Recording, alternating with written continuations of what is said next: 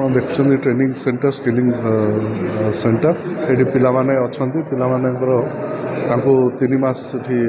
ଶିଖେଇଲା ପରେ ସେମାନେ ପୁରା ମାନେ ପୁରା ଅଲମୋଷ୍ଟ ଜବ୍ ରେଡ଼ି ହେଇଯାଉଛନ୍ତି। ତେଣୁ ଯେଉଁ ଏଠି ମଧ୍ୟ ବହୁତ ସମୟରେ ପିଲାମାନେ ଯେଉଁ ଆଣିଛନ୍ତି ବହୁତ ବିସ୍ଥାପିତ ପରିବାରର ପିଲାମାନେ ସେମାନେ ଶିଖିଲେ ତାଙ୍କ ଟ୍ରେନିଂ ପାଇଲେ ସେମାନେ ଗୋଟେ ସ୍କିଲ୍ ଡେଭଲପମେଣ୍ଟ ହେଇଯାଉଛି। କିଏ 10th ପାସ୍ ଅଛି କିଏ ଗ୍ରାଜୁଏସନ୍ କରିଛି ଆଉ ନର୍ମାଲ डिग्री तो चाकरी एत शीघ्र मिलनी कि ये मल्टी स्किलिंग होची खाली कौन सी मेसीन चलेवा नुह ता सहित केमी सप्लायर सहित केमी सुपरवाइजर सहित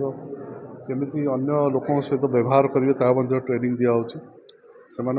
इंग्लीश रे भी कथबार्ता हो पार्टी बहुत देखिए खुशी लगे जोटा बुझीपार सब जिनस आईटा गोटे आई विश ऑल सक्सेस समस्त जहाँ